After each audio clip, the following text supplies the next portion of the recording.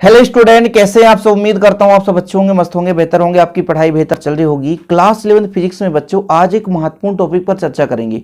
बात करेंगे एक विमीय प्रत्यास्थ संघट्ट के लिए थ्योरम की। और सबसे पहले तो एक विमीय प्रत्यास्थ संघट्ट है क्या, इसके बारे में चर्चा करेंगे। क्वेश्चन कैसे आता है, जो लास्ट में प्रूव होता है कि संघट्ट के पूर्व पास आने का अपेक्षिक वेग और संघट्ट के पश्चात दूर जाने का आपेक्षिक वेग बराबर होता है।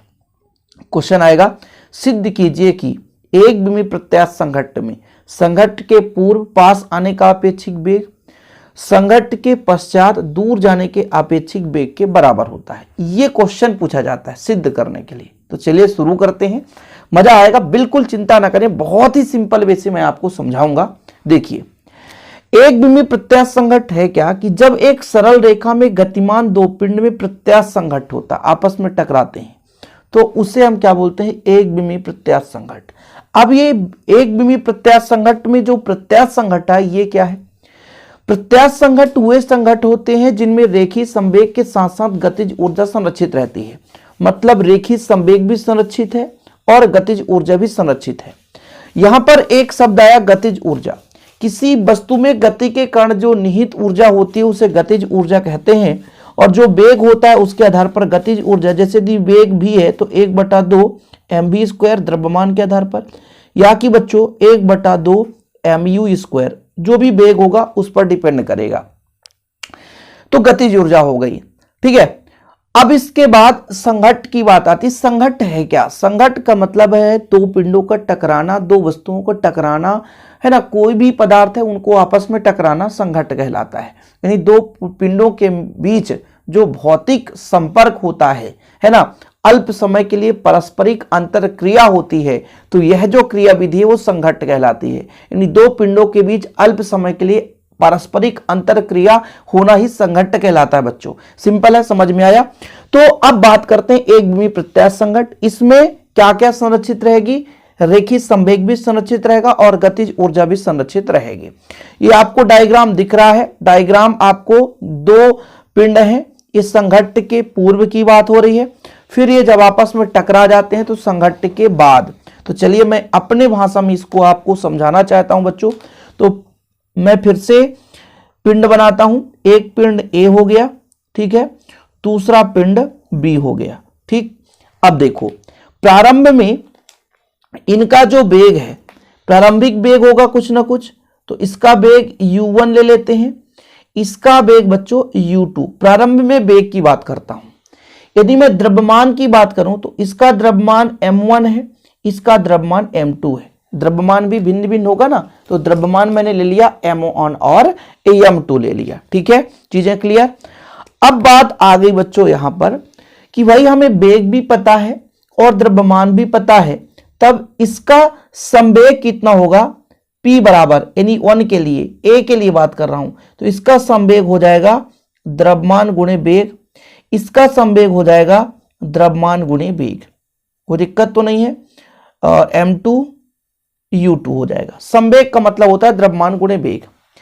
अब बात आ जाती है बच्चों गतिज ऊर्जा। तो इसकी गतिज ऊर्जा हो जाएगी 1/2 m1u1², इसकी गतिज ऊर्जा हो जाएगी 1/2 m2u2²। कोई दिक्कत तो नहीं है, सिंपल है, कुछ समझने की ज्यादा आवश्यकता नहीं है, थोड़ा सा लॉजिक लगाओगे। मैंने कहा A और B दो पिंड है, A और B दो पिंड है, द्रव्यमान m1 और m2 है, प्रारंभ में इनका वेग u1 और u2 है, तब इसका संवेग कितना हो जाएगा m1u1, इसका संवेग द्रव्यमान गुणे वेग, गतिज ऊर्जा 1/2 mv², यहां पर वेग u है तो u1², यहां पर वेग u2 है तो 1/2 m2u2²। अब जब आपस में संघट्ट होते हैं, टकराते हैं, तो इनके द्रव्यमान में तो कोई परिवर्तन नहीं होता बच्चों, लेकिन हाँ इसके वेग में परिवर्तन हो सकता है। तो जैसे मैंने कहा ये आपस में टकरा गए, दो पिंड मैंने लेकर चल रहा था, ये A है और दूसरा मेरा B है, ठीक है, ये पिंड है, ये B है, कोई दिक्कत नहीं, ये B बना लो। अब देखो द्रव्यमान में कोई परिवर्तन नहीं, यदि द्रव्यमान m1 है तो इसका द्रव्यमान m2 है, द्रव्यमान में कोई परिवर्तन नहीं, कोई छेड़खानी नहीं। हाँ, इस पर यदि मैं आपको कह दूं कि इसका वेग, तो मान लीजिए वेग तो बदलेगा ही, इसका v1 है, इसका v2 है, वेग बदल गया, पहले u1 u2 था, अब वेग बदला। और जब वेग बदला तो संवेग इसका द्रव्यमान गुणे वेग, तो m2 v2, इसका संवेग बच्चों m1 v1। सही है। यदि इसकी गतिज ऊर्जा 1/2 m1 v1 स्क्वायर, इसकी गतिज ऊर्जा तो कहोगे 1/2 m2 v2 स्क्वायर। कोई परेशानी नहीं बच्चों, इतना यदि लॉजिक समझ गए तो सब कुछ समझ में आ गया, कोई परेशानी ही नहीं होगी आपको। अब हमने कहा कि माना m1 और m2 द्रव्यमान के दो पिंड थे, सरल रेखा में गति कर रहे हैं, वेग उनका u1 और u2 है, तब भैया यदि मैं कह दूं कि निकाय का कुल संवेग कितना होगा, तो आप संवेग की बात करोगे, कुल संवेग, तो आप कहोगे कि भाई पहले का संवेग द्रव्यमान गुणे वेग, दूसरे का संवेग द्रव्यमान गुणे वेग, ऐसे ही तो होगा, ये चीज है। और मैं आपसे कह दूं जब ये संघट्ट हो जाते हैं तो टकरा जाते हैं, तब संवेग कितना होगा, तो आप कहोगे द्रव्यमान गुणे वेग, और ये द्रव्यमान गुणे वेग 2 है। इसलिए संघट्ट के पूर्व, ये संघट्ट के पूर्व और संघट्ट के बाद का संवेग है। ये एक लाइन में आपको समझा रहा हूं, संघट्ट के पूर्व और संघट्ट के बाद का संवेग है। अब देखो संवेग भी नियत है और गतिज ऊर्जा भी नियत है, यानी संवेग नियत है, इसका मतलब यह हुआ जितना संघट्ट के पहले संवेग है उतना ही संघट्ट के बाद संवेग है। यानी m1 u1 plus m2 u2 जो है बच्चों, वो m1 v1 plus m2 v2 के बराबर है। ऐसा क्यों कह रहा हूं, बिल्कुल चिंता ना करें, पूरा लिखित मिलेगा। मैं कह रहा हूं संवेग संरक्षण के नियम से, संवेग में कोई परिवर्तन नहीं, नियत है, तो ऐसा तो हो सकता है, बिल्कुल सर हो सकता है। अब देखो 1 वाले को इधर ले आओ, 1 वाले को m1 v1, इधर ले जाओ m2 v2, और ये प्लस है तो माइनस हो जाएगा m2 u2। यहां से आप m1 कॉमन ले लो तो u1 माइनस v1, और इधर m2 कॉमन ले लो तो v2 माइनस u2 हो गया, समीकरण 1 हो गया। कहोगे सर इतना लोचा करा दे, कुछ समझ में नहीं आया, पूरा विधिवत लिखा है। माना m1 m2 द्रव्यमान के दो पिंड सरल रेखा में एक ही दिशा में वेग u1 u2 से गतिमान है, कुछ समय पश्चात संघट्ट होता है, वेग बदल जाता है। तो संघट्ट के पूर्व कुल संवेग, संघट्ट के बाद कुल संवेग, संवेग का होता है द्रव्यमान गुणे वेग, द्रव्यमान गुणे वेग। पहले दो पिंड है तो इनका कुल योग हो जाएगा, फिर संघट्ट के बाद दो पिंड है उनका कुल योग हो जाएगा। तो संवेग संरक्षण के नियम से बच्चों है ना, संघट्ट के पूर्व का संवेग बराबर संघट्ट के बाद का संवेग। समीकरण 1 तक मैंने आपको कंप्लीटली समझा दिया था, यहां तक क्लियर है, कोई दिक्कत नहीं है। आगे चलते हैं, हम पिंड की बात करते हैं। इस पिंड में गतिज ऊर्जा 1/2 m1 u1 स्क्वायर, इस पिंड की गतिज ऊर्जा संघट्ट के पूर्व और ये संघट्ट के बाद। समझ में आ रहा है? तो मैं आपसे कह दूं कि संघट्ट के पूर्व गतिज ऊर्जा कितनी थी, संघट्ट के पूर्व गतिज ऊर्जा, तो आप कहोगे संघट्ट के पूर्व जो गतिज ऊर्जा है वो 1/2 m1 u1 square plus 1/2 m2 u2 square, ये पूर्व है, संघट्ट के पूर्व। और बाद में गतिज ऊर्जा बदलेगी तो 1/2 m1 v1 square plus 1/2 m2 v2 square, ये गतिज ऊर्जा, कुल गतिज ऊर्जा। तो ऐसा ही होता है। अब मैं आपसे कह दूं भाई गतिज ऊर्जा भी संरक्षित रहती है, मतलब जितना गतिज ऊर्जा पहले m1 u1 का स्क्वायर प्लस 1/2 m2 u2 का स्क्वायर, u2 का स्क्वायर बराबर 1/2 m1 v1 का स्क्वायर प्लस 1/2 m2 v2 का स्क्वायर। यहां पर u1 u2 है, यहां पर v1 v2 है। संघट्ट के पहले जितनी गतिज ऊर्जा थी उतनी ही संघट्ट के बाद गतिज ऊर्जा होगी बच्चों, क्योंकि ये संघट्ट का गतिज ऊर्जा संरक्षण का नियम है। पहले जितना हमारा गतिज ऊर्जा उतना ही बाद में गतिज ऊर्जा है। अब मैं कह दूं कि एक काम करो, m1 u1 स्क्वायर 1 को इधर ले आओ तो 1/2 m1 v1 का स्क्वायर, ठीक है बच्चों। फिर इसको मैं रहने देता हूं 1/2 m2 v2 स्क्वायर, ये 2 को इधर ले जाओ तो 1/2 कितना हो जाएगा m2 u2 स्क्वायर।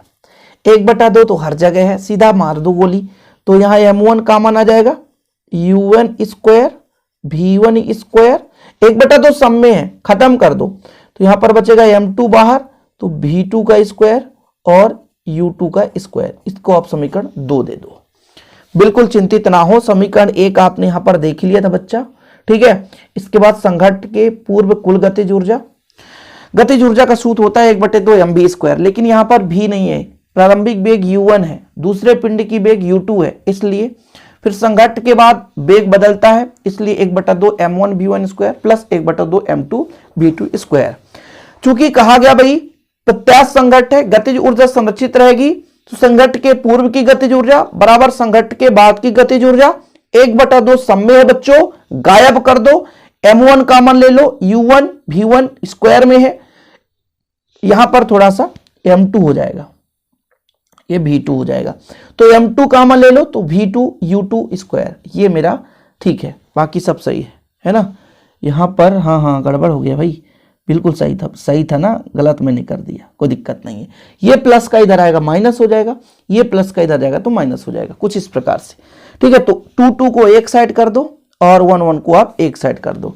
यहां पर देखो ये m2 u2 square, m1 v1 m2 v2 square, हाँ आप सही है, ठीक, कंप्लीटली। पक्षांतर करो, मैंने किया ना भाई, अब इसमें थोड़ा सुटेबल लिखा है, मैं फटाफट लिखने में, ये समीकरण 2 आ गया। अब मुझे क्या करना है, समीकरण 2 में 1 का भाग देना है। समीकरण 1 देख लो, m1 u1 minus v1 m2 v2 minus u2, ये समीकरण 1 है, ये समीकरण 2 है। समीकरण किसमें बच्चों, समीकरण 2 में 1 का भाग देने पर, समीकरण 2 में 1 का भाग देने पर, मैं भाग दे रहा हूं, देखिएगा कितना आता है वो तो पता चलेगा। समीकरण 2 में 1 का, समीकरण 2 कितना है, m1 u1 square minus v1 square बराबर m2 v2 square minus u2 square. भाग देना बच्चों, m1 u1 माइनस v1, इधर भी भाग देना है m2 v2 माइनस u2, ऐसे ही है। m1 से m1 कैंसिल, m2 से m2 कैंसिल, कितना बचेगा। यहां पर देखो a square minus B square का फार्मूला क्या होता है, a प्लस बी और a माइनस बी, ठीक है। इधर भी a प्लस बी और a माइनस बी, ऐसा ही तो होता है। नीचे हमारा u1 माइनस v1 है, यहां पर है v2 माइनस u2 है, ये कट जाएगा माइनस माइनस, तो बचेगा कितना, u1 प्लस v1 बचेगा, इधर कितना बचेगा, v2 प्लस u2 बचेगा। एक काम करो, यहां पर v को एक साइड ले जाओ, तो यहां पर आपका u1 है, इधर आकर के माइनस u2 हो जाएगा, और इधर हो जाएगा v2 और इधर जाकर माइनस v1 हो जाएगा। तो ये हमारा देखो संघट्ट के पूर्व का वेग है आपेक्षिक वेग, और संघट्ट के बाद का आपेक्षिक वेग, दोनों एक दूसरे के बराबर हैं। हाँ, यही सिद्ध करने के लिए आता है कि सिद्ध कीजिए एक विमीय प्रत्यास्थ संघट्ट में संघट्ट के पूर्व का आपेक्षिक वेग संघट्ट के बाद के आपेक्षिक वेग के बराबर होता है। इतना आपको क्लियर हो गया तो फिर कोई दिक्कत नहीं है, इतना ही थ्योरम पूछा जाएगा। वीडियो पसंद आए तो लाइक करके शेयर करें, और हाँ स्टूडेंट, इसको आगे आपको लिखना है तो इस समीकरण में भाग दे दो, डायरेक्ट यहां पर आ गया संघट्ट के पास आने का, यानी संघट्ट के पूर्व जो अपेक्षिक वेग है वो बराबर संघट्ट के पश्चात जो भी दूर जाने का अपेक्षिक वेग है, ये एक दूसरे के बराबर होता है। यही चीज है, यदि व्यंजक पूछा जाता है, थ्योरम पूछा जाता है, तो इतना यदि आप कर लेते हैं तो आपको बराबर नंबर मिल जाएगा। वीडियो पसंद आए तो लाइक करके शेयर जरूर करिएगा। मिलते हैं अगली वीडियो के साथ। जय हिंद, वंदे मातरम।